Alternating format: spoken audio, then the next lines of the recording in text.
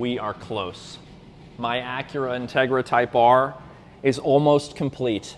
It was away for a few months at MBM Performance, getting some top tier upgrades. Of course, spoon radiator cap, a spoon oil cap, spoon sock, spoon strut tower brace, custom valved Fortunato coilovers, brought her down about an inch, and lastly, Spoon Sports monoblock calipers. Blue, got the contrast.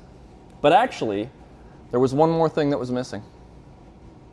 One more thing that came to me in the form of a dream. But actually, it wasn't my dream.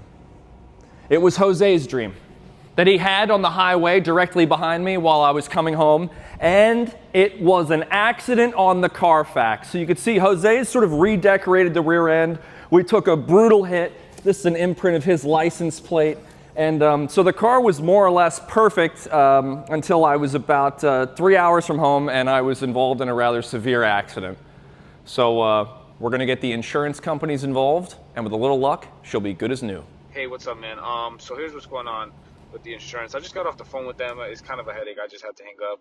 They really couldn't help me because of the fact that my policy expired. My policy expired. My policy expired. My policy expired. My policy expired.